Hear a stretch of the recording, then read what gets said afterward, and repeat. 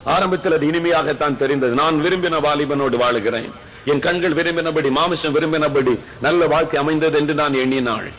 சில மாத காலம் கடந்தது. அவன் சொன்னான், நான் வெளிநாட்டில் போய் சம்பாதிக்க போகிறேன், வெளிநாட்டில் போய் பெரிய வேலை தேடி சம்பாதித்து நாம் நிறைய பணத்தோடு வரப்போகிறேன், எனக்கு ஒரு 25,000 ரூபாய் பணம் வேண்டும் என்று கேட்டான்.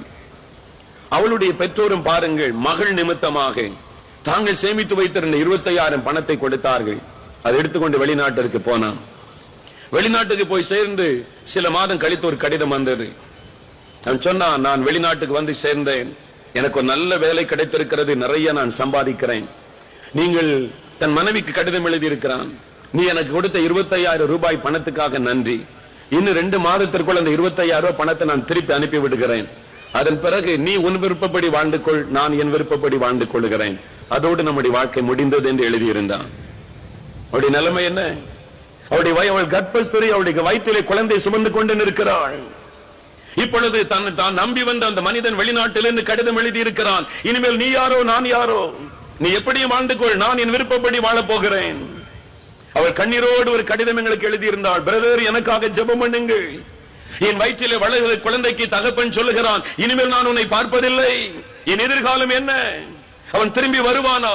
எனக்கு எப்படி என்னுடைய எதிர்காலத்தை குறித்து எனக்கு ஒன்றும் விளங்கவில்லை.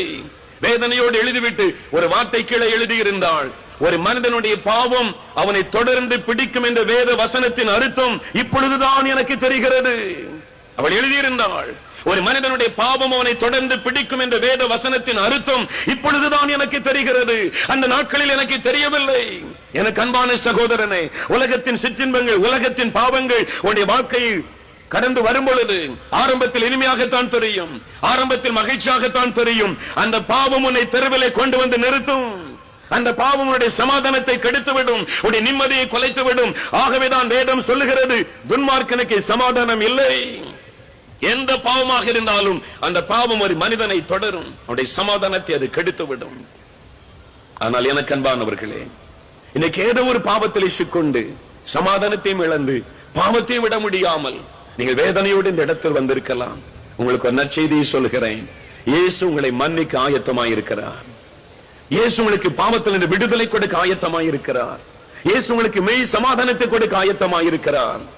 விசுவாசத்தோடு அவரிடத்திலே வரும்போது, என்னிடத்தில் வருகிற ஒருவரை நான் புறம்பே தள்ள மாட்டேன் என்று அவர் சொல்லி இருக்கிறார்.